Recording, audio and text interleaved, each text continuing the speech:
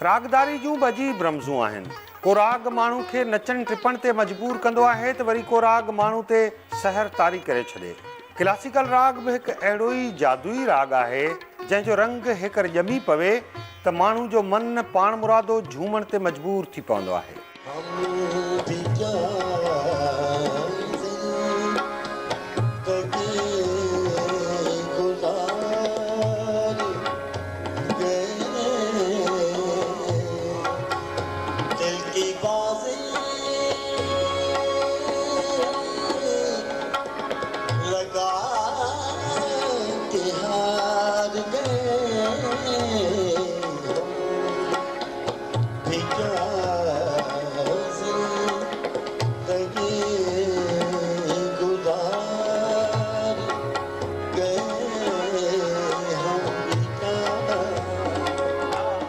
Classical राग गाईंदड़ ही सिंध जो उस्ताद फ़तेह अली ख़ान आहे। क्लासिकल राग ते मलको हासिल हुजण जे करे उस्ताद फ़तेह अली ख़ान खे ख़ान साहब जो लक़ब मिलियल आहे। ख़ान साहब उस्ताद फ़तेह अली ख़ान बुनियादी तौर सिंध गवालियार ख़ानदान सां तालुक़ रखे थो, जंहिंजो बुण बुनियाद रागदारी जे राणे मियां तानसेन सां मिले थो। हिन ख़ानदान में जेके बिना नाले वारा रागी पैदा थिया तिन में बिलास ख़ान, मियां बन्ने ख़ान, मियां प्यारो ख़ान हैदराबादी, अमीर हबीबुल्ला ख़ान, सींधो ख़ान, उस्ताद उमैद अली ख़ान, उस्ताद ग़ुलाम रसूल ख़ान, उस्ताद मंज़ूर अली ख़ान ऐं ॿिया शामिल आहिनि। ख़ान साहब फ़तेह अली ख़ान हिन वक़्तु सिंध में गवालियार ख़ानदान जो सरबराह आहे। साईं सॼी मौसीक़ी जी जेका बुनियादी घराणो आहे उहो गवालियर घराणो आहे, छो जो हिन मौजिद जेको आहे मियां तानसेन आहे। मियां तानसेन खां ॿियो वॾो एॾो गवैयो को थियो न आहे। असांजे ख़ानदान में कंहिं बि साज़ वग़ैरह न वॼायो आहे, न सारंगी, न तबलो, न सितार, न बाजो, न कुझु। क्लासिकल गवैया ई थिया आहिनि ऐं एॾा वॾा गवैया थिया आहिनि की बरे सगीर में हुननि जहिड़ो गवैयो ॿियो ॾिठो ई न आहे। सभिनी खां जेके पहिरीं ख़्याल जी गायकी में नाले वारा थिया आहिनि मियां हदू हसू ख़ान, महाराजा गवालियर जा उस्ताद हुआ ऐं उते ई रहंदा। सॼे हिंदुस्तान जा जेतिरा बि हिंदू गायक आहिनि इहे सभु हुन जा शागिर्द आहिनि। असांजो परॾाॾो हो मियां बन्ने ख़ान, उहो हदू हसू ख़ान जो शागिर्द हो। असांजो वास्तो डायरेक्ट आहे हदू हसू ख़ान सां। मियां बन्ने ख़ान बि पंहिंजे वक़्त जो तमामु वॾो गवैयो हो ऐं बरे सगीर जो। बड़े ग़ुलाम अली ख़ान जा पीउ ऐं चाचो इहे मियां बन्ने ख़ान जा शागिर्द आहे। भाई लाल जो पीउ भाई अता मोहम्मद इहो मियां बन्ने ख़ान जो शागिर्द हो। ख़ान साहब गामन ख़ान जेको ई पंहिंजा कराची में रहनि था, कुदरतुल्ला ख़ान, आशिक़ ख़ान, हिननि जा ॾाॾा हुआ। ख़ान साहब गामन ख़ान शिकारपुर में रहंदा हुआ, इहे बि मियां बन्ने ख़ान जा शागिर्द हुआ। हुननि खां बाद वरी असांजो ॾाढो मियां प्यारे ख़ान, ख़ान साहब सेंधो ख़ान, इहे बि पंहिंजे वक़्त जा तमामु वॾा गायक गुज़रिया आहिनि। ॾाढो प्यारो ख़ान जेको हो अफ़गानिस्तान जे बादशाह अमीर हबीबुल्ला ख़ान वटि हो। उते हिकिड़ो क़ासिम जो गवैयो हो, उहो बि ॾाढो शागिर्द हो। त क्लासिकल मौसीक़ी जी जेका गायकी आहे इहा अफ़गानिस्तान में बि असांजे बुज़ुर्गनि जे वजह सां वई आहे। पोइ हिते सिंध में आया त असांजे वॾनि खे पहिरियों हिज़ाइनस ख़ैरपुर मीर अली मुराद ख़ान हिज़ाइनस हिननि खे सॾायो हो ऐं पोइ वॾी स्टोरी आहे। मीर साहब जेके हुआ उहे भैरवी ॿुधंदा हुआ त ॿ टे ॻाइण वारियूं बि हिंदुस्तान जूं आहियूं। हुन जी जिथे मीर साहब खे का अवर्द या का तान का मुर्ग चङी लॻे, एक उठ ॾियो चाह, त हुननि खे ॿ टे ॾींहं ॿुधई त त असांजो जेको बुज़ुर्ग हो उन नालो जानी ग़ुलाम रसूल ख़ान कावड़जी पियो सुबुह जो 4 बजे चवण लॻो बाबा मीर साहिब खे चओ ॻाइणु ॿुधणो अथसि त हींअर अची नितां वञा थो। मीर साहिबु वॾो शौक़ीन माण्हू हो, उहो पहिरियों उघाड़ो अची वियो, अची ॿुधईं हिन जंगला भैरवी शुरू कई आहे। जंगला भैरवी जो शुरू कयईं त मीर साहिबु 3 मिंट ॻाइणु बर्दाश्त न करे सघियो। चवणु लॻो की बंदि कर न त मूंखे हार्ट फेल थी वेंदो ऐं हींअर मूं वटि कुझु बि न आहे, हीअ जॻह लांढी आई तव्हांखे ऐं वञा थो। त उहो जेको मिनिस्टर हो हिंदू हो हुन लख रुपया चांदी जा ॾेई छॾिया, त उहा ॾेई छॾी लांढी हुनखे। ख़ैरपुर में हुई ऐं लुकमान में हुई। पोइ हिते आया त पोइ ॿेड़ियूं साड़े ऐं पोइ वरी वापसि न विया। हैदराबाद हलिया आया। हैदराबाद कुझु शिकारपुर, असांजा नानाणा जेके आहिनि शिकारपुर में हा, असांजा ॾाॾाणा जेके आहिनि हैदराबाद में हा। त उतां पोइ हिते आबाद थी विया। हिते जे माण्हुनि असांखे एतिरो प्यारु ॾिनो, एतिरी इज़त कई, एतिरियूं हुननि जूं मोहबतियूं पाण में जेके आहिनि वॾा हिकिड़ा हुननि सां प्यार जो रिश्तो हो। पोइ हिते जे वॾा माण्हू जेके आहिनि पहिरीं ई नवाबनि जो, पीरनि जो ऐं जागीरदारनि जो ऐं बादशाहनि जो कमु हो हीउ ॿुधणु। त पोइ हिते जा जेके वॾा माण्हू आहिनि, हाणे पीर ग़ुलाम रसूल शाह जो वालिद साहिबु साईं जहान शाह, इहो मुंहिंजो ॾाॾे ख़ान सां प्यारे ख़ान सां गॾु ई रहंदा हुआ ऐं जेॾा बि मंदिरनि ते वेंदा हुआ त साईं बि शाइरु आहे, साईं जहान शाह जीलानी साहिबु। ॾाॾे सां ॾाढो प्यारो साईं अलाह यार शाह जो, साईं सखी हाशिम शाह जो गादी नशीं, हीउ ॾाढो प्यारो हो। हिते सिंध जा जेके माण्हू आहिनि, हीउ गोला हा हिते जकमाबाद जा, इहे पोइ नेक मोहम्मद ख़ान ओढो, इहे जेके आहिनि नवाब महबूब अली ख़ान मक्ती साहिबु, झल रियासत जा जेके नवाब आहिनि, जंहिंजा ई नादिर ख़ान ऐं ज़ुल्फ़कार ख़ान ऐं ख़ालिद ख़ान ऐं आमिर ख़ान पोटा आहिनि, सैफुल्ला ख़ान जा पुट। त हिननि सां वॾनि माण्हुनि सां बुज़ुर्गनि जो तमामु घणो प्यारु ऐं ॾाढो मोहबत ऐं इज़त ऐं शागिर्दी बि अख़्तियार कयूं।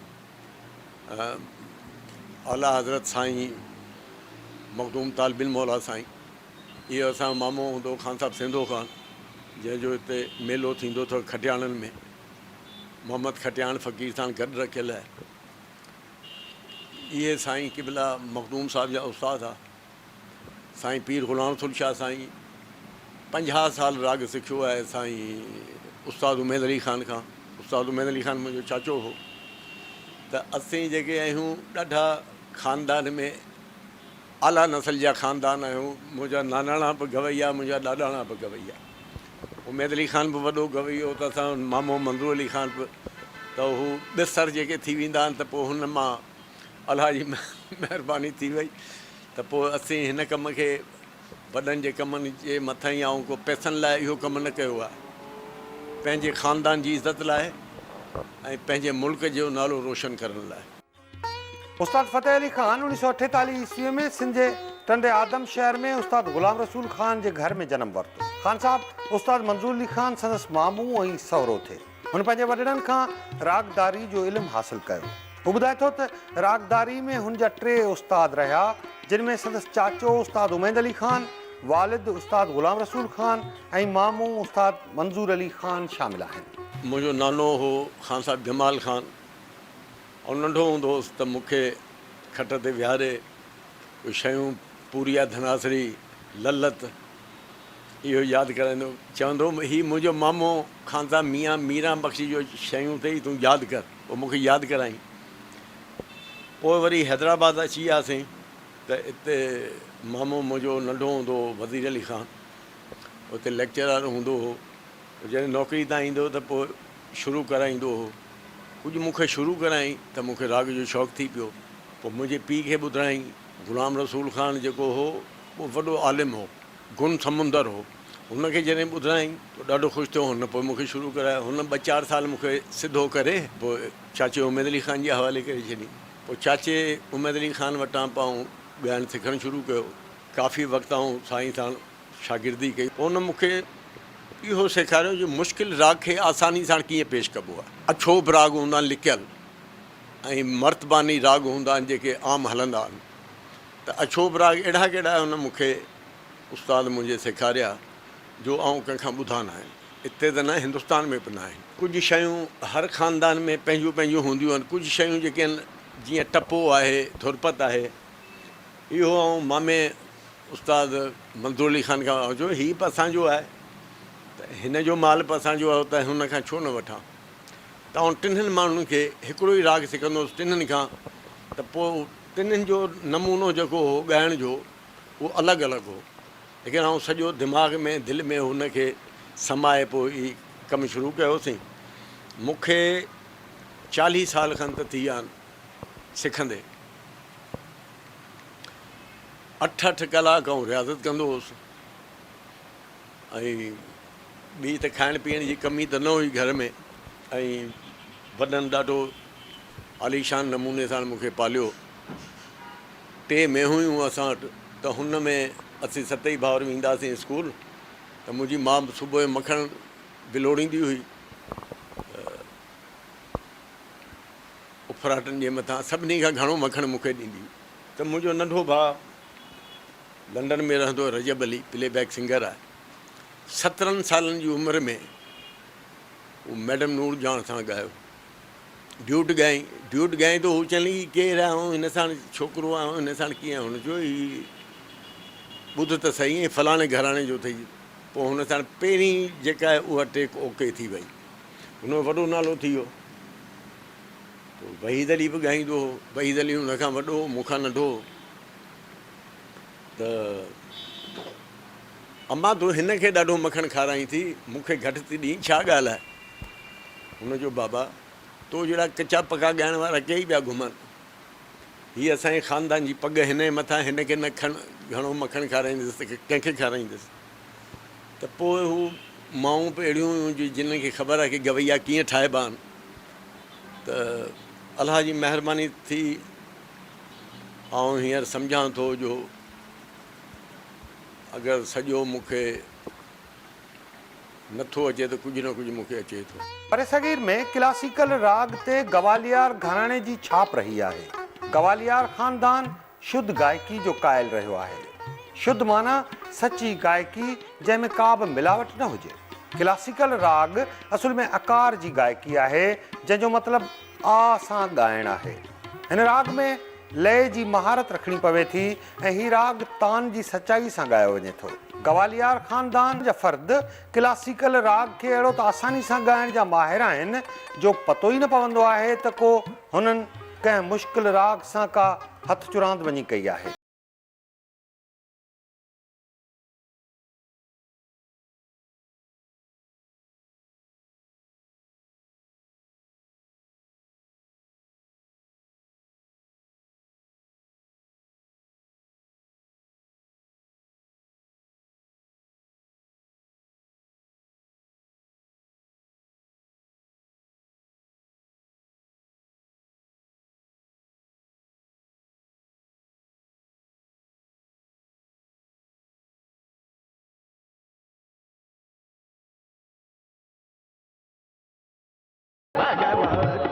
ग्वालियर घराणे जी जेका गायकी आहे उहा शुद्ध गायकी आहे। शुद्ध गायकी माना सची।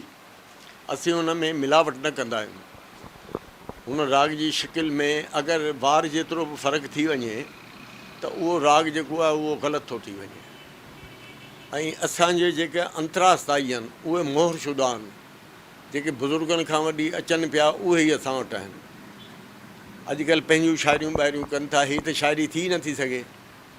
ऐं ॿी ॻाल्हि हीअ आहे जो तान जी सचाई, तान ॼाड़ी जी न हुजे, नक जो आवाज़ु न हुजे, जबड़े जो आवाज़ु न हुजे, ऐं गले जो हुजे, छाती जो आकार जी गायकी हुजे, जंहिंखे आ जी गायकी चइबो आहे। खुलियल हुजे, फुल थ्रोट सां ॻाए।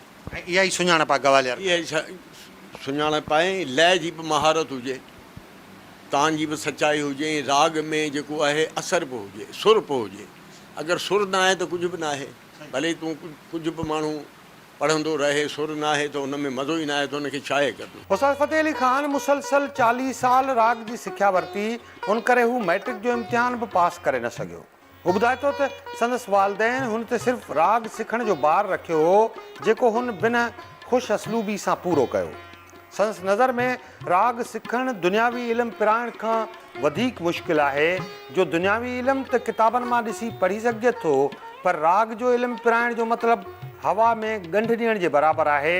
ऐं जेके माण्हू हवा में गंढ ॾेई नथा ॼाणनि से राग जो इल्मु बि सिखी नथा सघनि। रागदारी जी जेका तालीम आहे इहा प्रैक्टिकल आहे, थ्योरिकल न आहे। केॾो वॾो संगीत हुजे उन में सुर त न आहे, कीअं तव्हां उनखे सुर में ठाहींदो। मौसीक़ी जो मक़सदु हीअ आहे जो हवा में गंढ हणनि, महिनत तलब कमु आहे ऐं ग़ैरत जो कमु आहे। क्लासिकल ॻाइण वारो माण्हू उहो हूंदो आहे जंहिंखे सभिनी खां वधीक इल्मु ईंदो आहे ऐं पैसा सभिनी खां घटि हूंदा आहिनि। उहे राजा महाराजा त हाणे रहिया न, हाणे जेको आहे उहो हिकिड़ो गानो को मक़बूल थिए थो त साईं वॾो फ़नकार थो थी वञे। असांखे कई 100 राग यादि आहिनि। हींअर शुरू कयां त ॿियो ॾींहुं अची वञे, टियों ॾींहुं अची वञे, तव्हां उन में खां नओं तव्हांखे राग ॿुधाईंदुसि। हू जेका तालीम आहे तव्हांजी मैट्रिक ताईं आहे, उहा बि अंडर मैट्रिक आहे साईं। ॻाल्हि हीअ आहे जो हिकिड़ो ई जेको इल्मु आहे इन ई जान न छॾी, हिकिड़ो ई रागदारी में ई लॻी वियो। ई रागदारी में ऐं तव्हांखे अर्ज़ु कयो जो मूंखे को बि कमु न ईंदो न आहे।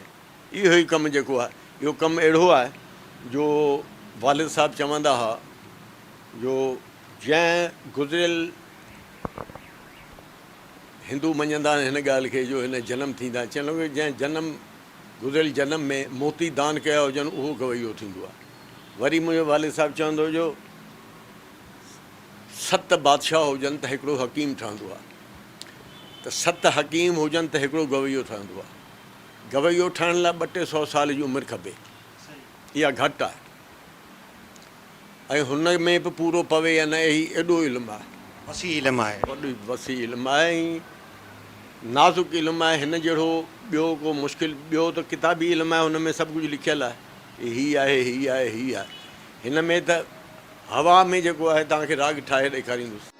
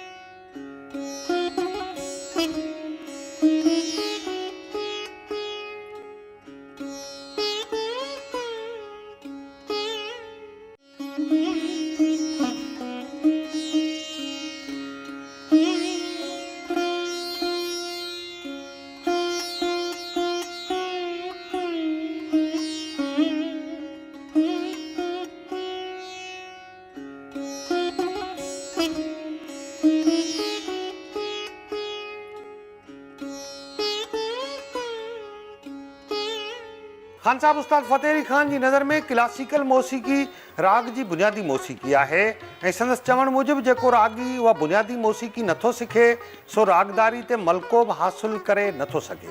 हू चवे थो त जेको फ़नकार क्लासिकल मौसीक़ी जा उसूल सिखे थो सो ई असुल में मज़बूत ऐं पाइदार फ़नकार बणिजे थो। उस्ताद ॿुधाए थो त मौसीक़ी जो बुनियादु 7 सुरनि ते मुश्तमिल हूंदो आहे ऐं उन्हनि 7 सुरनि में तेवर ऐं कूमल सुर मिलण सां मौसीक़ी जा 12 सुर बणिजी पवनि था। सॼी दुनिया जी मौसीक़ी बि उन्हनि 7 सुरनि ते बीठल आहे ऐं जेसिताईं को फ़नकार क्लासिकल मौसीक़ी जे आइन जी पासदारी न कंदो तेसिताईं हू राग जे उन्हनि सुरनि ते बि ज़ाब्तो रखी न सघंदो। साईं जेके 7 सुर आहिनि, तीवर कोमल मिलाए 12 सुर आहिनि, हिन में सॼे जहान जो जेको म्यूज़िक आहे, सॼे जहान जी मौसीक़ी इन ई में, हिन खां ॿाहिरि कुझु बि न आहे। भले चाइनीज़ हुजे, अमेरिकन हुजनि, अंग्रेज़ हुजनि, जर्मनी हुजनि, अरबी हुजनि, सिंधी हुजनि, पंजाबी हुजनि उर्दू हुजनि जेके बि आहिनि 7 सुरनि खां को बि म्यूज़िक ॿाहिरि न आहे। हीअ 12 सुरनि खां। 7 सुर कहिड़ा आहिनि बुनियादी? इहे ई आहिनि सारे गामा पाधा नी सा। थोरो रिदम में थोरो गायकी में ॿुधाइजो। भैरों थो पेश कयां। जॾहिं दुनिया ठही आहे त पहिरियों राग जेको आहे भैरों ठहियो आहे। सा रे गा मा पा धा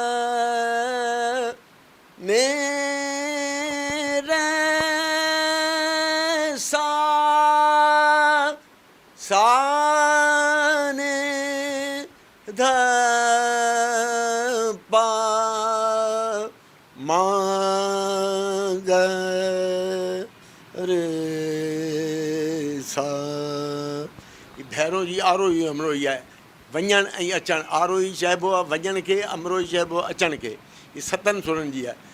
तीवर कोमल मिलाए वरी 12 सुर थी वेंदा। मिसाल कीअं मिलायूं पाण तीवर? उहो साईं वॾे सा रे रे ग ग मा मा पा ध ध ने नी सा। ईअं 12 थी वेंदा। ईअं 12 थी। खान साहब उस्ताद फ़तेह अली खान बारोतण में ई ॻाइणु शुरू कयो। हुन 1963 ईस्वीअ में रेडियो ते ॻाइण जी शुरूआति कई। उन वक़्तु रेडियो ते क्लासिकल मौसीक़ी खे ॻाईंदड़ सिर्फ़ु 3 रागी हुआ जेके बि संदसि ख़ानदान सां लाॻापियल हुआ। संदसि पहिरीं महफ़िल मीरपुर ख़ास में थी। मीरपुर ख़ास में पीर ग़ुलाम रसूल शाह जीलानी यारहीं शरीफ़ जी महफ़िल मुनक़िद कंदो हो, जिथे उस्ताद फ़तेह अली खान खे बारोतण में ॻाइण जो मौक़ो मिलियो। उन वक़्तु उस्ताद फ़तेह अली खान जी उमिरि 16-17 साल हुई। 1963 में हुन ज़माने में असांजा वॾा वॾा ॿिया बि माइट हूंदा हुआ, लेकिन कंहिंखे बि क्लासिकल गायकी जो उते कंहिंखे बि मौक़ो न मिलियो। उहो हिन करे न मिलियो जो उते उस्ताद उमैद अली ख़ान, उस्ताद ग़ुलाम रसूल ख़ान, उस्ताद मंज़ूर अली ख़ान 3 गवैया हुआ। ऐं रेडियो पाकिस्तान ते जेको राग शेड्यूल थींदो हो, सुबुह जो 2 पहिरनि जो, शाम जो, वरी राति जो 4 आइटम करना पवंदा हिकिड़े ॾींहं में। त हू हुनखे जेको आहे तब्दील न कंदा हुआ। उहो ई ॻाइणो आहे। हाणे कहिड़ो बि लिखी छॾनि त एतिरी माण्हू खे याददाश्त हुजे, एतिरो इल्मु हुजे की हू माण्हू सभु आसानगी सां पेश करे। यादि अथव त छा ॻायो हो रेडियो ते पहिरियों दफ़ा तव्हां? साईं हींअर हिकिड़ो भोपाली राग हो, ॿियो देसकार हो, ॿियो मियाँ जी टोड़ी ऐं मुल्तानी हुई। इहे 4 राग जेके आहिनि हिकु जहिड़े ई राग आहिनि। मुल्तानी ऐं देसकार राति जो राग आहे, सुबुह जो राग आहे देसकार, ऐं भोपाली राति जो राग आहे। वरी मुल्तानी 2 पहिरनि जो राग आहे, त मियाँ जी टोड़ी सुबुह जो। हिननि खे फ़र्क़ु करणु जेको आहे इहो तमामु कारीगरी जो कमु आहे। ॿारनि जी बारी में बि शुरूआति कई तव्हां रेडियो ते? हीअ साईं हिते होम स्टेड हॉल हूंदो हो, त आऊं ऐं रजब अली ऐं वहीद अली ख़ान ही असीं सभु ॿारनि जी बारी में, लेकिन उहो ॿारनि जी बारी में बि क्लासिकल ॻाईंदो हुउसि। हीअ ॻाईंदा हुआ पंहिंजा इजहारेल आई इजहारेल आई, वॾे बाबू स्टेशन ते घंटी वॼाई, इहे ॻाईंदा हुआ। पोइ हू बि वॾो सिंगर, अल्हम्दुलिल्लाह तमामु वॾो पाकिस्तान जो वॾो सिंगर थियो। वहीद अली ख़ान बि तमामु वॾो गायकी, पंहिंजो फोक जो वॾो हिकिड़ो आलीशान वॾो फ़नकार थियो। पर पहिरीं तव्हां परफॉर्मेंस किथे कई? पहिरीं परफॉर्मेंस साईं ऐं नंढो हुउसि त साईं पीर ग़ुलाम रसूल शाह जी 11हीं थींदी आहे त मुंहिंजे वालिद साहब मूंखे राग मालकोंस यादि करायो।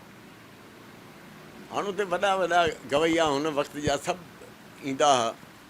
बड़े ग़ुलाम अली ख़ान बि ईंदो, आशिक़ अली ख़ान बि ईंदो, निज़ाक सलामत ईंदा, अमानत अली फ़तेह अली ईंदा, रोशन आरा बेगम ईंदा। साईं वटि वॾो हिकिड़ो राति जो 9 बजे ॻाइणु शुरू थींदो त सुबुह जा 5 थींदा। त वालिद साहब मुंहिंजे साईं खे चयो की साईं ॿुधो तव्हांजे ॿुधण लाइ वठी आहियूं। त पहिरीं असांखे ॻाल्हायूं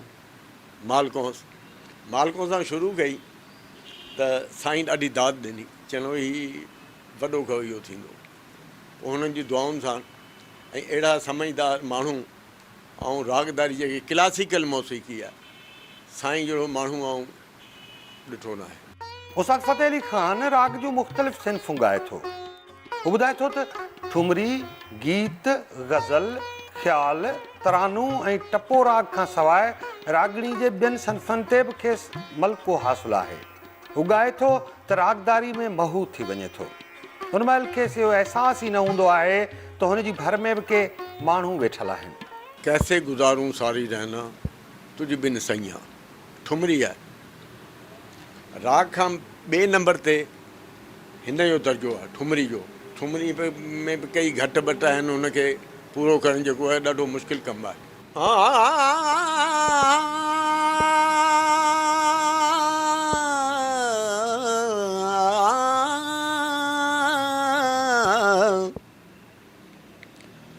ओ प्रीतम ये मत जानियो तोरे बिछड़त मोहे चैन।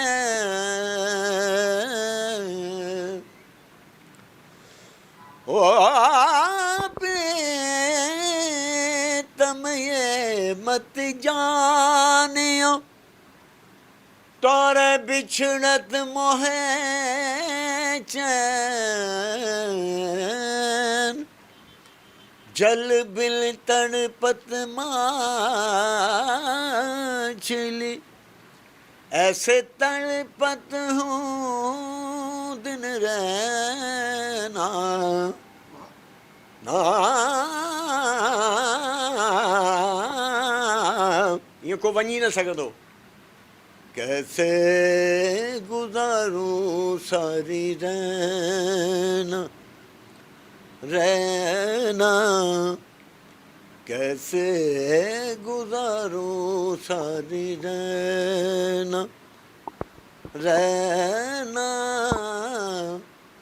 वो तुझ बिन सैया मोहे नींद ना, तुझ बिन सैया मोहे नींद ना। कैसे गुज़ारूं सारी गुज़ारूं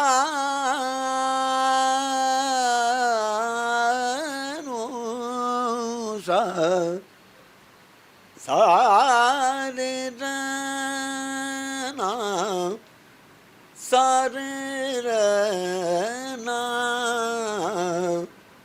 सहना रहना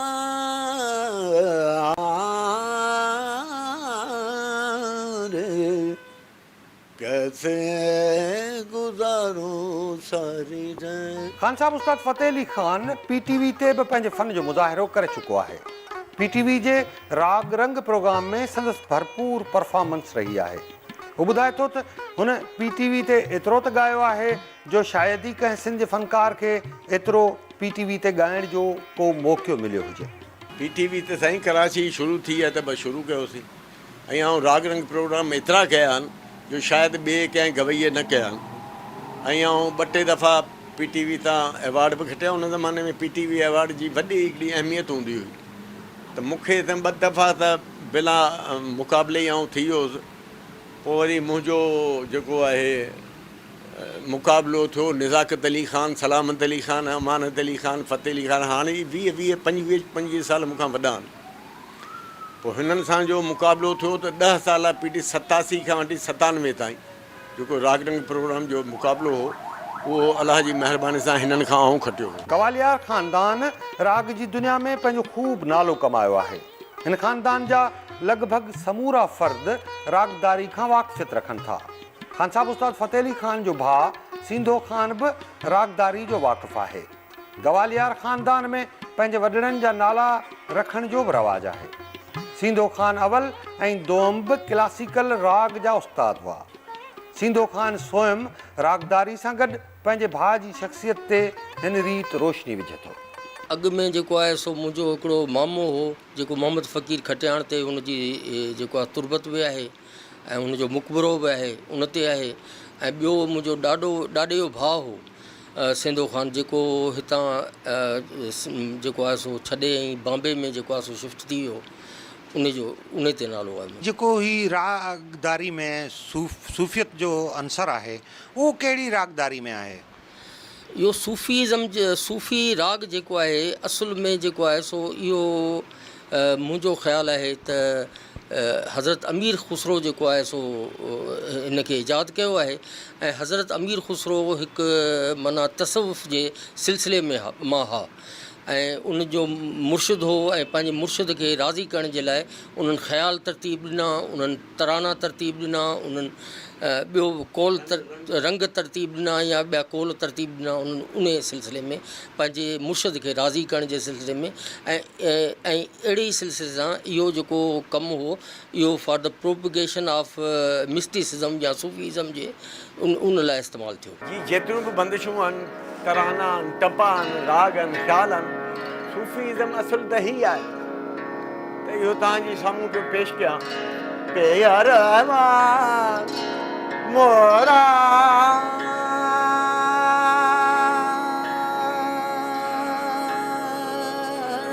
रे बेयार मोरा रे बेयार मोरा रे पिहरवा मोरा रे लागी लो रचना बेयार मोरा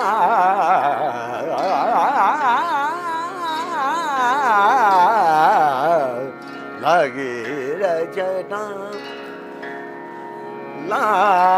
लागे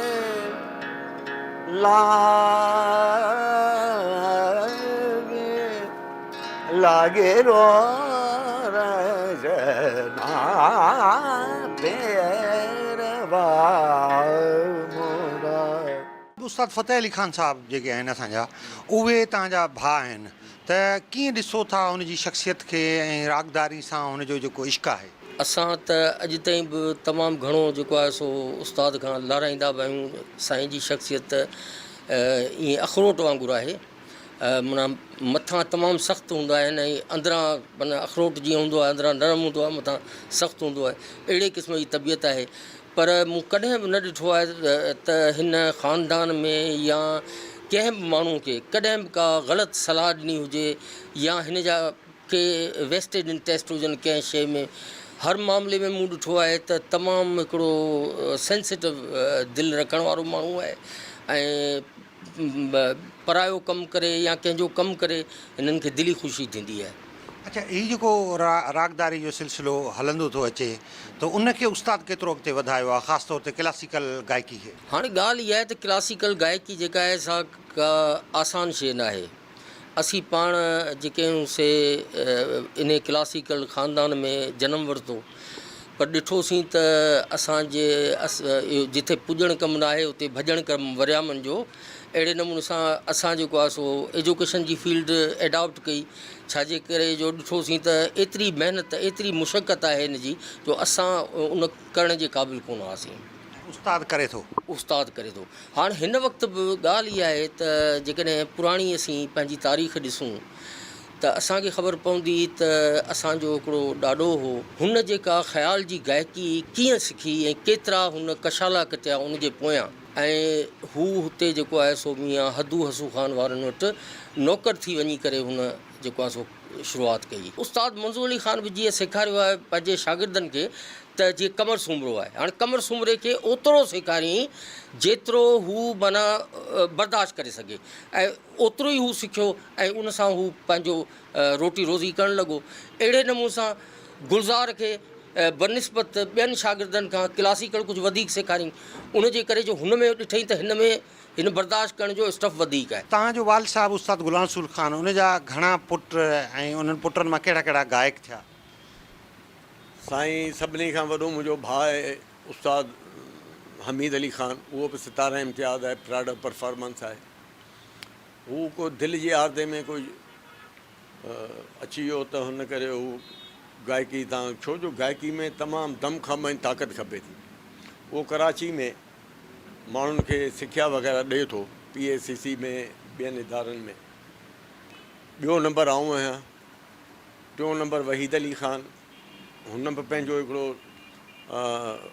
जेको आहे सिको मञायो ऐं ॾाढो सुरीलो फ़नकार हुओ। अफ़सोस सां चवणो थो पवे साईं कि हुनखे हुनजे बाद जेके ॻाइण वारा हुननि खे प्राइड ऑफ परफॉर्मेंस मिली वियो, हिनखे न मिलियो। रजब अली ख़ान खे प्राइड ऑफ परफॉर्मेंस न मिलियो, जेके पोयां ईअं ई ॻाइण वारा हुननि खे मिली वियो। त इहो साईं थोरी नाइंसाफ़ियूं थियनि थियूं। ऐं हू 4 भाउर ई, हुनखां नंढो आहे हू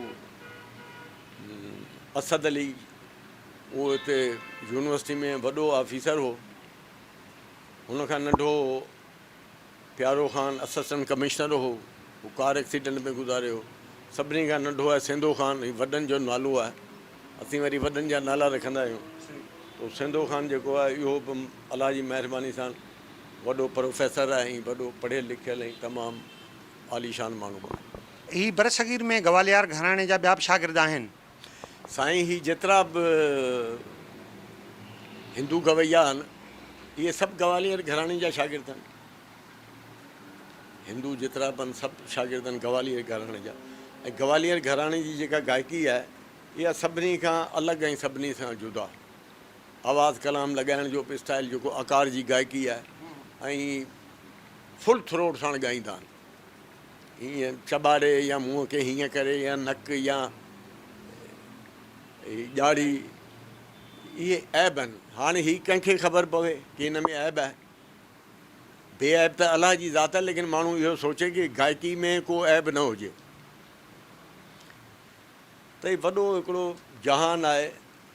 मामो असां चवंदो हो जो 300 साल उमिरि हुजे, 100 साल सिखे, 100 साल रियाज़त करे ऐं 100 साल माण्हुनि खे ॿुधाए।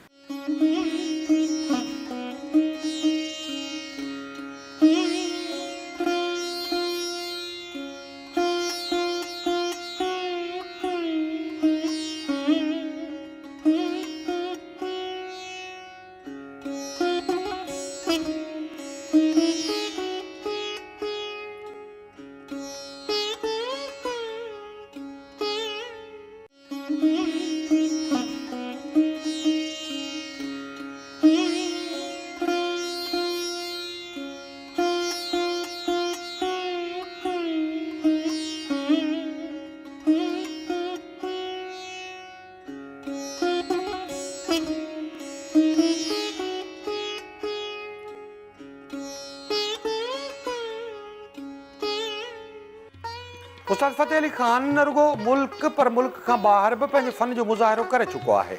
हुन यूनाइटेड नेशन में दरबारी राग ॻाए दाद हासिलु कयो। नॉर्वे जे बादशाह जे साम्हूं बि खेसि ॻाइण जो मौक़ो मिलियो। लंडन ऐं उज़्बेकिस्तान खां सवाइ हिंदुस्तान जे मुख़्तलिफ़ शहरनि में बि उस्ताद फ़तेह अली ख़ान राग ॻाए दाद हासिलु करे चुको आहे। ॿाहिरि साईं अल्हम्दुलिल्लाह आऊं उज़्बेकिस्तान वियो हुउसि। 156 मुल्कनि जो मुक़ाबिलो हो, म्यूज़िकल फेस्टिवल हो। उतां पहिरियों इनाम खटियोसीं। पोइ UN में बि परफॉर्मेंस कई, उते बि ॾाढी मोट मिली। उते UN बिल्डिंग में लंडन मां बि अवार्ड वरितोसीं। वरी नॉर्वे जे बादशाह जे साम्हूं ॻायसि, हिंदुस्तान वियसि। त आउं त अमेरिका में साईं किबला हिंदुस्तान वारनि खे बि चैलेंज करे छॾियो हो। उहो डान अख़बार में आहे मूं वटि लिखियलु। ऐं जो मूंखे त पाकिस्तान में त कंहिंखां भउ न आहे, मूंखे हिंदुस्तान वारनि खां बि कंहिंखां परवाह न आहे। परवाह चैलेंज ॾिनो तव्हां? हाणे ॾिसो न, हीअ क्रिकेट वारनि खे एतिरो कनि था। बाबा तव्हां असांखे ॻाल्हायो न, तव्हां घुरायो हुननि खे, जिथे मर्ज़ी हू चवनि, असांखे बि घुरायो, हुननि खे बि घुरायो त पोइ ख़बर पवे। ऐं नंढे हूंदे ई निज़ाक सलामत अमानत अली फ़तेह जे विच में आऊं ॻायो आहियां। मथां बि ॻायो आहियां, पहिरीं बि ॻायो आहियां। उहे जिन्हनि ॿुधा आहिनि उहो फ़ैसिलो पाण ई कंदा। भला तव्हां चैलेंज बि जेको ॾिनो ॿुधायो त अमेरिका में, त उते अमेरिका TV ते मां चई छॾियो हो। त हुननि मूंखे कंहिं अमेरिकन कोई लिसनर हो, हुन मूंखे चयो जो आप साफ़ सुर 3 ग्राम की तशरीह करें। पोइ हुनखे ॿुधाई, कहने जी आप जो हैं थोड़ा सा गा के सुनाए दरबारी। और दरबारी उनके बुधाई तो चलो आपका आवाज़ कलाम बहुत अच्छा है और माण्हू दुनिया में प्यान समझदार माण्हू। क्लासिकल राग जे रमज़नि खे सम्झण ऐं ॻाइण जे करे उस्ताद फ़तेह अली ख़ान मुख़्तलिफ़ एवार्ड बि माणिया आहिनि। खेसि रेडियो खां सवाइ PTV जा एवार्ड बि मिलिया। हज़रत शाह अब्दुल लतीफ़ भिटाई, कलंदर लाल शहबाज ऐं हज़रत सचल सरमस जे नालनि सां मनसूब एवार्ड बि उस्ताद फ़तेह अली ख़ान जे हिसे में आया आहिनि। 1991 ईस्वी में खेसि प्राइड ऑफ परफॉर्मेंस ऐं 2011 ईस्वी में सितारा इम्तियाज़ जा 2 मुख्य एवार्ड बि खेसि मिलिया आहिनि। साईं अल्हम्दुलिल्लाह मूंखे सिंध जा त एवार्ड सभु मिलियल आहिनि। मिसाल तौरु असां साईं शाह अब्दुल लतीफ़ भिटाई बादशाह जा, लाल साईं कलंदर बादशाह जा, सचल साईं जा, उच शरीफ़ वारे साईं जा, इहे त सभु सिंध मां ॿिया बि मिलियल आहिनि मंजता तौर ते। पोइ वरी सरकारी एवार्ड मूंखे मिलिया, रेडियो एवार्ड मूंखे मिलियो 2 दफ़ा। हुन में मुंहिंजो मुक़ाबिलो हो मुंहिंजे पीउ खां वॾो नंढो ग़ुलाम अली ख़ान, हुन खां मां 82 में पहिरियों एवार्ड खटियो। हिते त मिलिया, लेकिन मूंखे पोइ वरी 1991 में प्राइड ऑफ परफॉर्मेंस मिलियो ऐं 2011 में मूंखे सितारा इम्तियाज़ मिलियो। ख़ान साहब उस्ताद फ़तेह अली ख़ान न रुगो पाण ॻाए थो पर नौजवाननि खे राग जी बि सिख्या ॾिए थो।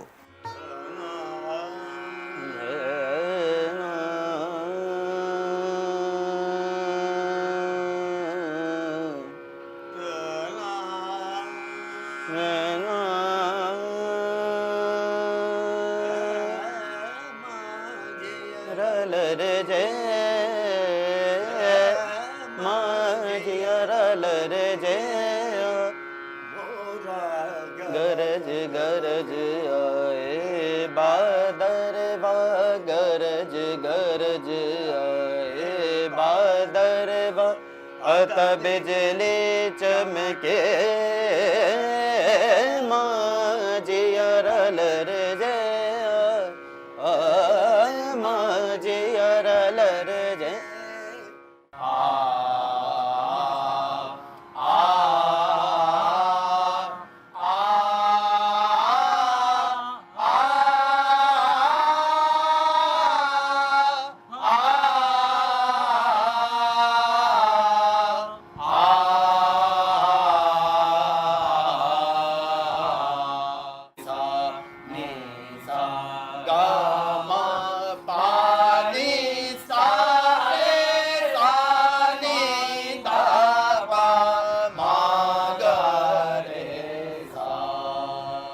उस्ताद फ़तेह अली ख़ान क्लासिकल राग जा अनेक शागिर्द पैदा कया आहिनि।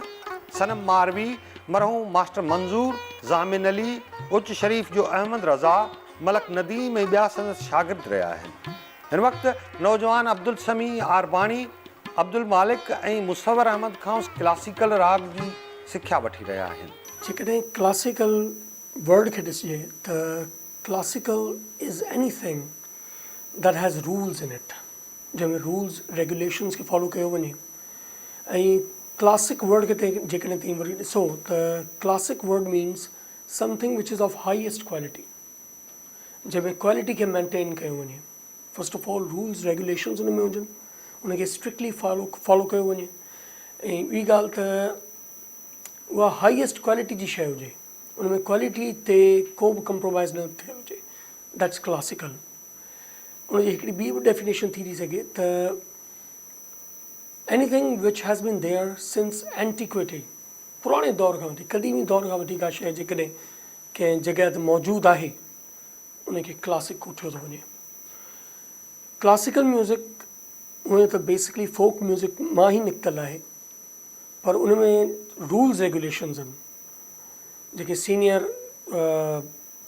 गवैया हुआ या थिंकर्स हुआ, उन्हनि रूल्स एंड रेगुलेशन्स सेट कया हर शइ जा, त उन्हनि मां राग उन्हनि ठाहिया, पोइ उन्हनि मां ठाठ ठहिया, पोइ उन के हिसाब सां उहा शइ classical, later on it became classical.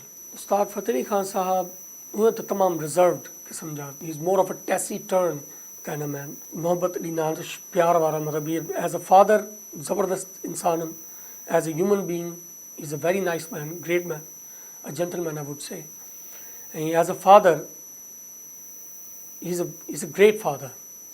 असांखे जेका बि फील्ड असांखे मतिलबु इहा त जंहिं बि फील्ड असांखे इंटाइस कयो, he sent us towards that, he never pushed us towards anything। त असीं मुंहिंजी मास्टर्स थियल आहे इंग्लिश लिटरेचर में, मुंहिंजे वॾे भाउ B.Tech में इंजीनियरिंग उन्हनि जी पढ़ियल आहे ऐं उन खां वॾे भाउ MBA कयो। कंहिंखे बि पुछ न कई त जेकॾहिं तव्हांखे म्यूज़िक में इंट्रस्ट न आहे त नो प्रॉब्लम, तव्हीं best of the best J K institutions आहिनि उन्हनि मां तव्हीं एजुकेशन वठो। मुंहिंजी वॾी भेण she is an MBBS doctor ऐं हींअर बि माशाल्लाह लम्स में आहे। She is working there as an associate professor. त I must say he is a great man. उस्ताद जी ख्वाहिश इहा आहे त the people who live in this province, Sindh and Punjab, they should learn classical music. Reason इहो आहे त without learning classical music, सुर जी जेका बेसिक सम्झ आहे उहा नथी अची सघे। कई हाणे ॾिसो त जेका पाण म्यूज़िक प्रोड्यूस पिया था कयूं, कुझु उन्हनि मां लाइक सिंगर्स आहिनि जेके सुठा बि आहिनि, जेके ज़बरदस्त आहिनि, उनजा नाला वठी सघजनि था, but they are very few, very few. But overall जेकॾहिं सिनेरियो ॾिसो त वी स्टैंड नो वेयर। त जेकॾहिं पाण क्लासिकल खे प्रिज़र्व कंदासीं ऐं उनखे सेखारींदासीं जेका नई जनरेशन आहे, त पॉसिबल आहे त का बहितरीनु शइ प्रोड्यूस थी सघे। फिल्म सिंगर रजब अली ऐं मरहूम वहीद अली उस्ताद फ़तेह अली ख़ान जा भाउर आहिनि। संदसि ख़ानदान में हिन वक़्तु इक़रार वहीद अली, तौसीफ़ अली ऐं ॿिया नौजवान ॻाइनि था। गाढ़ो जोड़ो पातल हूंदो, किरंदो जेते काजल हूंदो, किरंदो जेते काजल हूंदो, गाढ़ो जोड़ो पातल, ओ गाढ़ो जोड़ो पातल, ओ किरंदो जेते काजल हूंदो, किरंदो जेते काजल, किरंदो जेते काजल हूंदो, गाढ़ो जोड़ो पातल, ओ गाढ़ो जोड़ो पातल। सॾड़ो थियनि सरकार जो, हाड़ियूं महल छॾे विया, हाड़ियूं महल छॾे विया, हुया नवेल वञण जी, बेची कौन करे विया, बेची कौन करे विया। उस्ताद फ़तेह अली ख़ान जो नंढड़ो फर्ज़ंद इज़त अली बि ॻाइण जो शौक़ु रखे थो। हू पंहिंजे वालिद सां गॾु मुख़्तलिफ़ महफ़िलनि में वेंदो आहे ऐं नंढड़ी उमिरि में बि बेहिजाब थी क्लासिकल राग ॻाए थो ऐं ख़ूब ॻाए थो।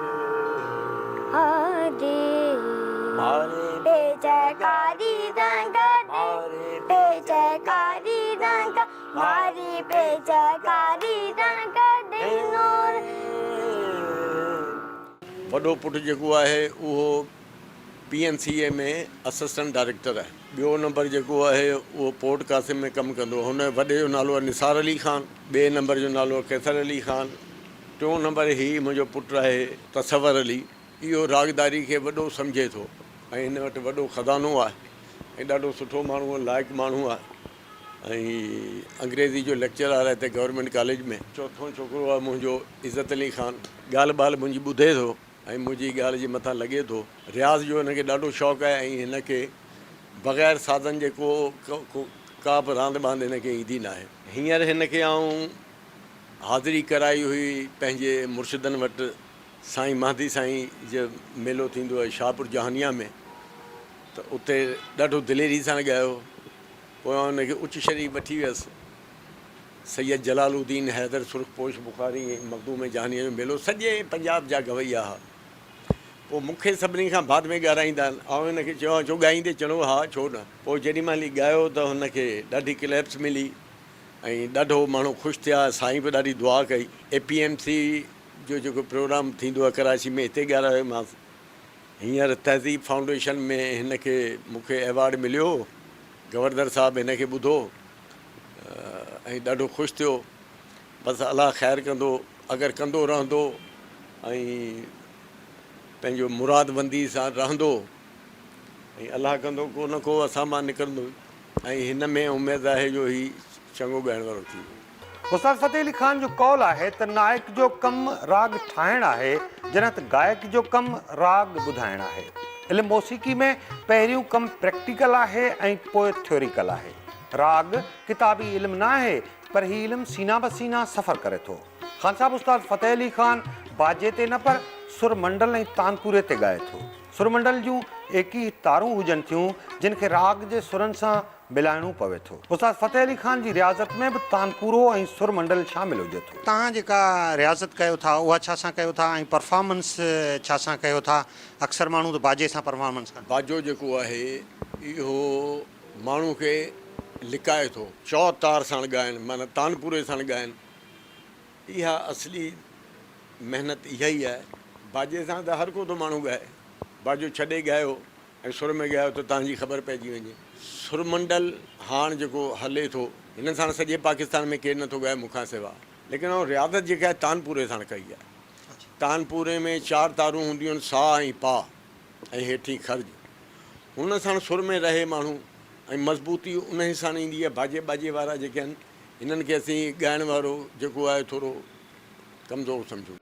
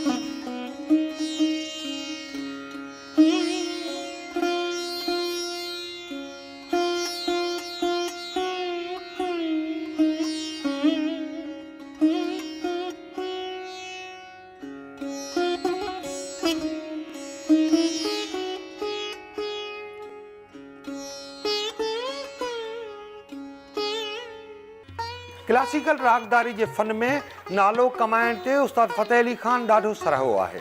हू ॿुधाए थो उन क्लासिकल राग खे ज़िंदह रखी न सिर्फ़ु पंहिंजे वॾड़नि जो नालो ऐं मान मर्तबो रोशन कयो, पर पंहिंजे मुल्क जो नामाचार बि कयो आहे। रागदारी जे करे ई कुदरत मथसि महिरबान रही ऐं उनजे ई तुफ़ैल संदसि रोज़ी रोटी बि हले थी। मुंहिंजे माउ पीउ मूंखे न चयो कॾहिं, असीं 7 भाउर आहियूं, त मुंहिंजी माउ मुंहिंजे पीउ मूंखे हीअ न चयो कॾहिं की तूं वञी हाणे कमाई करे अचु, पैसा कमाए या हीअ कर। न बाबा, तोखे जेको कमु चयो आहे इहो ई कर। त वॾनि खां वठी इहो कमु हलंदो अचे। पोइ ख़ान साहिबु सिंधो ख़ान असांजो ॾाढो हो, बॉम्बे में रहियो। लता मंगेशकर जो पीउ पोइ हुनजो शागिर्दु हो। पंडित देवधर बि हुनजो शागिर्दु हो। बड़े ग़ुलाम अली ख़ान बि हुनजो शागिर्दु हो। हीअ फरीदा ख़ान बि हुनजी शागिर्दु आहे। त हुननि जूं वॾियूं जेके आहिनि जाखोड़ूं आहिनि ऐं हुननि जा वॾा हिकिड़ा मैदान मारियल आहिनि। क्लासिकल राग में उस्ताद फ़तेह अली ख़ान जा अनेक क़िस्म मशहूर थिया। सिंधी ज़बान में संदसि ॻायल हिकु कलाम जे हिकु तुंहिंजो वादो वफ़ा थी पवे हा ॾाढो मशहूर थियो। ही जेका काफ़ी आहे भैरवी में आहे, जे हिकु तुंहिंजो वाइदो वफ़ा थी पवे हा त कुझु दर्द दिलि जी दवा थी पवे।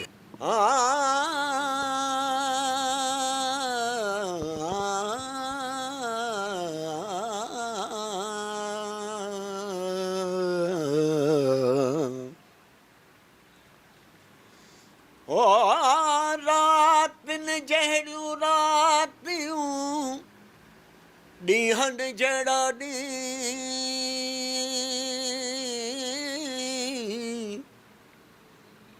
ओ रातिन जहिड़ियूं रातियूं ॾींहनि जहिड़ा ॾींहं, तालिब मोहबत में कॾहिं वसन कुर्ब जा,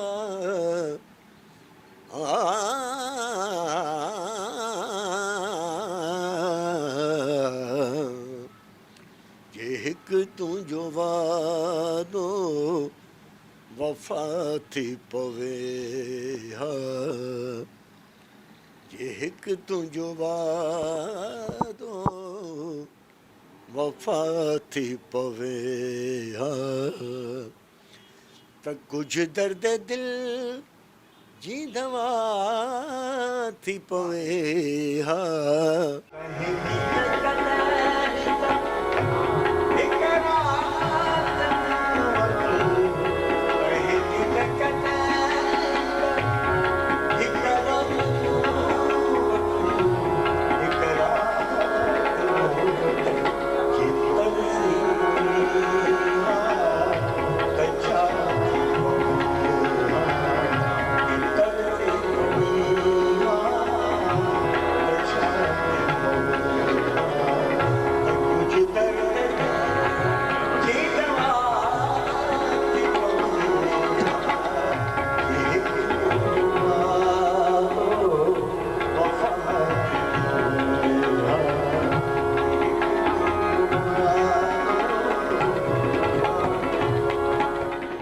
तुम पूछो और मैं न बताऊं, ऐसे तो हालात नहीं।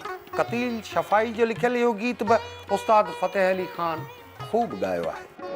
किसको खबर सावल बादल बिन बरसे उड़ जाते हैं, किसको खबर सावल बादल बिन बरसे उड़ जाते हैं, सावन आया लेकिन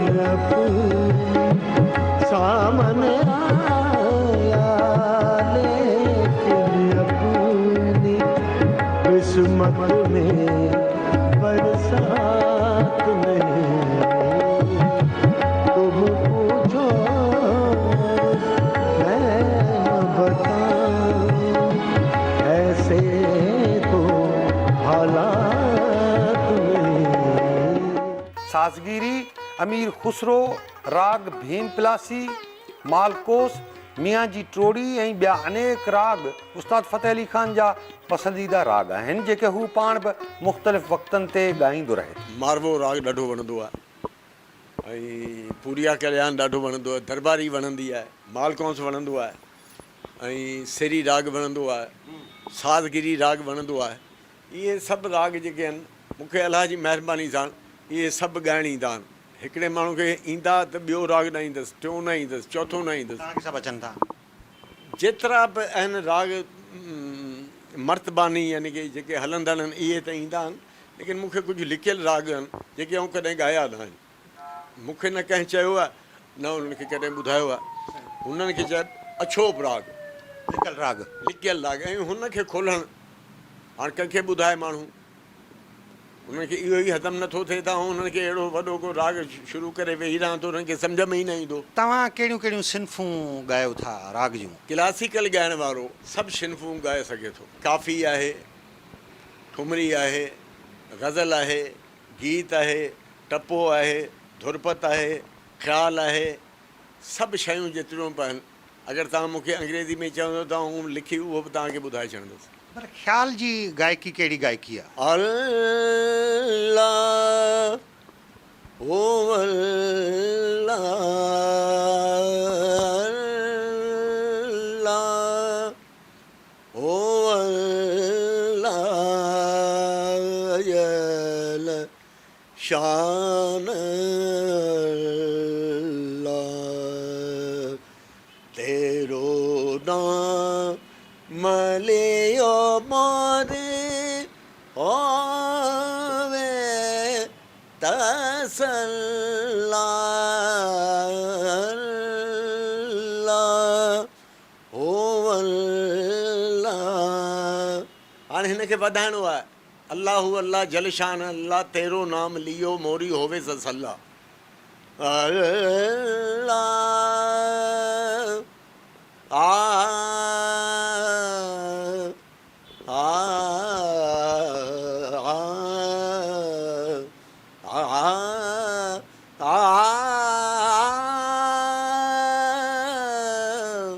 ख़्याल में हीअं थींदो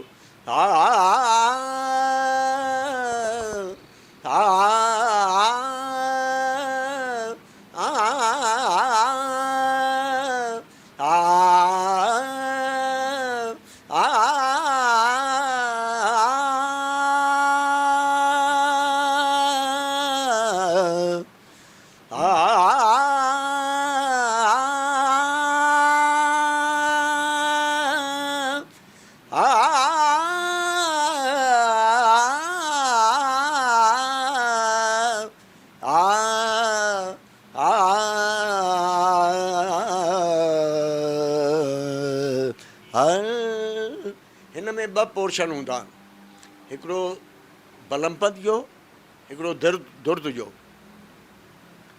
दुर्द में तानू हूंदियूं आहिनि बलमपत में जेको आहे राग जी जेका शिकिल आहे उहा वाज़िया कबी आहे ऐं कहिड़े कहिड़े क़िस्म सां थो करे उहो पंहिंजे ज़हन सां हूंदो आहे ही मतिलबु हवा में ॻाल्हि ठाहिणी आहे हवा में गंढ ॾियणी हा आहे हा बिल्कुलु ख़्याल जी रागणी इन खे था चवनि ख़्याल जी गायकी सभु जेके बि राग आहिनि गीत आहिनि कुझु हवा में हुनखे ॿधिणो थो पए लेकिन हीउ जेको आहे इहो आइन जी मौसीक़ी आहे कानून जी मौसीक़ी आहे हिन में अगरि थोरो बि हेठि मथे थियो त हू सॼो जेको आहे कमाई भई हज़रत शाह अब्दुल लतीफ़ भिटाई मेहदी शाह जहानिया हज़रत सचल सरमस्त मिसरी शाह बुल्ले शाह ऐं ग़ालिब उस्ताद फ़तेह अली ख़ान जा पसंदीदा शाइर आहिनि जॾहिं त ग़ज़ल गीत फिल्म संगीत ऐं सिंधी काफ़ी जी निस्बत सां सुञाणप रखंदड़ मुख़्तलिफ़ फ़नकारनि खे बि हू पंहिंजे पसंदि जा फ़नकार तस्लीम करे थो ऐं सभिनी खां वॾो शाइर असांजो शाह लतीफ़ भिटाई आहे हिन खां वॾो शाइर को आहे ई न असांखे हिन जहिड़ो को लॻे थो सचल साईं आहे बुल्ले शाह बादशाह आहे साईं महदी साईं सरकार असांजा मुर्शिद आहिनि इहे आहिनि मिसरी शाह साईं जेको आहे हिते नसरपुर वारो हिन जहिड़ी काफ़ी बि जेको बि अल्फाज़ आहे सॼो पूरो उन ई में ग़ालिब सुठो आहे शेख याद साहिबु लेकिन हाणे हुनखे तरतीब सां ॻाइण खे चङियूं तर्दूं ठहनि की चङा हुनजा कलाम हुजनि जेके माण्हू इंटरनेशनली हुननि खे हलाए त हू माण्हुनि खे ॾाढो पसंदि ईंदो क्लासिकल मौसीक़ी जा फ़नकार अलॻि हूंदा आहिनि हल्की फुल्की जा अलॻि हूंदा आहिनि लमसम जेके आहिनि मूंखे उस्ताद उमैद अली ख़ान उस्ताद अमीर ख़ान उस्ताद बड़े ग़ुलाम अली ख़ान उस्ताद मंज़ूर अली ख़ान ऐं पंहिंजो वालिद साहिबु उस्ताद ग़ुलाम रसूल ख़ान निज़ाकत अली सलामत अली अमानत अली फ़तेह अली रोशन आरा बेगम इहे सभु पंहिंजे वक़्त जा तमामु आलीशान गायक आहे मेहदी हसन ऐं फरीदा ख़ानम ऐं मैडम नूरजहान त वरी स्टाइल हुई फिल्म सिंगर हुई हाणे हिन में फ़र्क़ु हुन में फ़र्क़ु कहिड़ो आहे लता मंगेशकर में नूरजहान में कहिड़ो फ़र्क़ु आहे इहो असांखे ख़बर पवंदी आहे की हिननि में फ़र्क़ु कहिड़ो आहे सिंधी काफ़ी में भला कंहिं फ़नकार मुतारिफ़ पंहिंजो सिंधी काफ़ी में मूंखे मोहम्मद जुमन जूं तर्दूं ॾाढियूं सुठियूं क्लासिकल मौसीक़ी में जेके बि तर्दूं ठाहियूं आहिनि ऐं मोहम्मद यूसुफ ऐं वहीद अली ऐं आबदा परवीन जेतिरा बि हाणे आबदा परवीन जो जेको पीउ आहे उहो बि मुंहिंजे चाचू उमैद अली ख़ान जो शागिर्दु आहे हीअ आबदा परवीन बि जेका आहे असांजे घर में ई सिखी आहे हीअ जेको लॻाई आहे इहा मंज़ूर अली ख़ान जी आहे स्टार्ट बि उन ई वांगुरु कंदी आहे ऐं शागिर्द वरी सलामत अली ख़ान जी थी वई अरे सलामत अली ख़ान जो बाबा हिन गायकी सां कहिड़ो वास्तो? सिंध जी गायकी ॿी आहे, उहो मुल्तानी गायकी ॿी आहे, त इहो मिले थींदो आहे। लेकिन हिन मूंखे आबदा परवीन साहिबु हिकिड़े ॾींहुं, ख़ान साहिबु हिकिड़ी ॻाल्हि जी तव्हांखे ख़बर न हुजे, मूंखे कहिड़ी ॻाल्हि जी ख़बर न आहे, भिटाई जी मिले। मुंहिंजो बाबा जेको ग़ुलाम हैदर हो न, उहो उस्ताद उमीद अली ख़ान जो शागिर्दु आहे, जो मूंखे इहा बि ख़बर आहे। हाणे सनम मारवी आहे, इहा बि मुंहिंजी शागिर्दु आहे। ऐं हू मास्टर मंदूर जेको मरहूम उहो सुरीलो ॻाईंदो, उहो बि मुंहिंजो शागिर्दु हो। ज़ामिल अली शागिर्दु आहे। हीअ जेतिरा बि यूनिवर्सिटी में वेठा आहिनि, हीअ वेठा आहिनि। हाणे हिन जे लाइ सोचां पियो की हिन खे कंहिंजो सिंधे ख़ान जो शागिर्दु कराए छॾियांसि, या कंहिंजो कराए, या हिन जो भाउ जो कराए छॾियांसि। त हीअ जेको आहे पंहिंजो अब्दुल समी, इहो बि ॻाए पियो, हू छोकिरो ॻाए पियो, हीअ सिख्या बि ॾियो पिया, सिख्या जो कमु हले। हिननि खां तव्हां कसम भराए पुछो, हिननि खां पैसा वठां थो? न, असांजे मामी वरिता, ऐं हिन जो को पैसा ॾेई बि नथो सघे। इहो ख़ुदा कारण असांजी ख़िदमत आहे, सिंध जी ख़िदमत। हाणे माण्हू जिथे रहे थो, जिथे खाए उते ॻाए। ऐं त ॿाहिरां पैसा कमाए ईंदो आहियां, हिते ख़र्च थी ईंदा त वल हल बाबा। उस्ताद फ़तेह अली ख़ान जो शौक़ु आहे त सिंध में रागदारी जी सिख्या जा इदारा क़ाइमु थियणु घुरिजनि। संदसि सियाब ख़्वाहिश आहे त हू उन्हनि इदारनि में रागदारी जी सिख्या जो कमु अंजाम ॾिए, पर संदसि बिकौल त सिंध जे इदारनि खे रागदारी खे महफ़ूज़ बनाइण जो अञा को इरादो कोन्हे। उन करे सिंध जो राग निंधणकाई जो शिकार थी वियो आहे। हू उन ख़्वाहिश जो बि इज़हार करे थो त सिंध जा माण्हू हर शोबे में तरक़ी करे अॻियां वधनि, त जीअं सिंध सुहारी जी हर सिन्फ़ में नामाचारी थी। अफ़सोस सां इहो चवणो थो पवे कि असां खां असांजी जेका सिंध आहे उहा का ख़िदमत वठे। असीं हर हाल में, हर चाल में उन्हनि सां ॿधल आहियूं ऐं उन्हनि जी ख़िदमत करण लाइ तयारु आहियूं। हाणे जेके पंजाब में हर डिवीज़न में हुननि क्लासिकल मौसीक़ी जी सिख्या घर रखियल आहिनि, उते उस्ताद बि रखियल आहिनि, त उन्हनि खे तालीम ॾियनि पिया ऐं चङो ॻाइनि पिया। हाणे हिते अफ़सोस सां चवणो थो पवे कि को सिख्या घर न आहे। बाबा तव्हांखे इहा ख़बर हुअणु घुरिजे कि सवाइ क्लासिकल मौसीक़ी जे ॿियो को बि रस्तो अहिड़ो न आहे जंहिंखे पंहिंजो जेको इल्मु आहे हुनखे मुंतक़िल थिए। कीअं थींदो? तव्हां काफ़ी यादि कराईंदो, 6 महीननि खां बाद हू पुराणी थी वेंदी। वरी का ग़ज़ल यादि कराईंदो, वरी हुन पुराणी थी वेंदी। त बाबा हू अहिड़ो हुनखे सेखारियो जो पाण ई पोइ सॼी ज़िंदगी हुनखे कंहिं शइ जी ज़रूरत न थिए। हाणे असां मामो हो उस्ताद मंज़ूर अली ख़ान, त हुन वटि मदरसो हलंदो हो टंडे आदम में, 10-12 शागिर्द उते रहंदा। जंहिंखे ॾसेई उहो नाले वारो थियो ऐं हू पंहिंजो गुज़र सफ़र पोइ हुन ज़िंदगी में सुठो कयो। त सेखारण लाइ कहिड़ो इल्मु आहे इहा हिननि खे ख़बर नथी पवे। हाणे तव्हां एॾा पढ़ियल लिखियल माण्हू आहियो, तव्हांखे इहा त ख़बर हुअणु घुरिजे कि क्लासिकल मौसीक़ी बेस मौसीक़ी आहे। अगरि हिननि 7 सुरनि खे तव्हां पके तरह सां कंहिंखे मुंतक़िल न कंदो त उनजी आवाज़ में रस चस न ईंदो। जेके कल्चर जा माण्हू आहिनि उहे एग्रीकल्चर में आहिनि, जेके एग्रीकल्चर जा माण्हू कल्चर में आहिनि। माण्हू जेके आहिनि, जेके इदारा आहिनि, हिननि खे खपे जो सुठे में सुठी मौसीक़ी करण जी कोशिशि कनि, चङा के उस्ताद रखनि जेके कुझु हुननि खे कुझु ॾेई सघनि, त हुन सां असांखे ख़ुशी थींदी। हिते जा माण्हू चङो ॻाईंदा, असांखे वणंदा।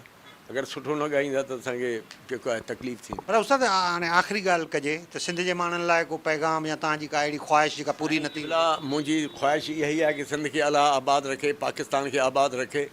लेकिन ॻाल्हि हीअ आहे कि जेका बि फील्ड आहे, ॻाइणु हुजे या ॿी बि हुजे, तालीम हुजे, डॉक्टरी हुजे। हाणे असांजो जीअं आलमानी साहिबु आहे, हीअ बि हिकिड़ो ई डॉक्टर आहे। अहिड़ा माण्हू AK बिरोई साहिबु हिकिड़ो ई हो, भुटो साहिबु हिकिड़ो ई हो। त अहिड़ा माण्हू जेके आहिनि हुननि खे अलाह साईं उन्हनि खे वॾा मर्तबा ॾे उते बि। लेकिन ॻाल्हि हीअ आहे जो हिते जे माण्हुनि जे मथां अलाह जी रहमत आहे ऐं मौला रखंदो। लेकिन मुंहिंजी इहा दिलि जी ख़्वाहिश आहे कि हे हर फील्ड में सभिनी खां मथे हुजनि। कहिड़ी बि ॻाइण जी फील्ड आहे त सभिनी खां मथे हुजनि, वॼाइण जी आहे हुन में सभिनी खां मथे हुजनि, तालीम आहे त हुन में सभिनी खां मथे हुजनि। छो जिथे माण्हू रहे थो हुननि सां माण्हू खे वफ़ादार रहणु घुरिजे। उस्ताद फ़तेह अली ख़ान जहिड़ा फ़नकार सालनि में पैदा थींदा आहिनि। ग्वालियर घराणे जो ही यगानू शख्स क्लासिकल राग सां इश्क रखे थो। रागदारी सां दिलचस्पी रखंदड़ इदारनि खे उस्ताद फ़तेह अली ख़ान जहिड़नि माण्हुनि जी ज़रूरु रहनुमाई हासिलु करणु घुरिजे त जीअं सिंध क्लासिकल राग खे बचाए सघिजे। राग सां इश्क रखंदड़ ही माण्हू मोहबतनि जो बि मुतकाज़ी आहे। ॾेह तोड़े परॾे में उस्ताद फ़तेह अली ख़ान खे संजीदा राग ॻाइण जे करे घणी मञता बि मिली आहे। उन करे सिंध जे माण्हुनि खे बि घुरिजे त हू उस्ताद फ़तेह अली ख़ान खे संदसि ज़िंदगी में ई ख़िराज पेश कनि त जीअं इहो महसूसु थी सघे त उस्ताद फ़तेह अली ख़ान सिंध जो असासो आहे। असासा क़ौमुनि जो विरसो हुजनि था ऐं जेके क़ौमूं पंहिंजे असासनि जो क़दुरु नाहिनि कंदियूं तिन खे दुनिया हरगिज़ बि जाॻियल क़ौम तसवर नाहे कंदी। कैमरामैन ज़ाकिर लगारी सां गॾु फैज़ खोसो, KTN न्यूज़, हैदराबाद। मुदायो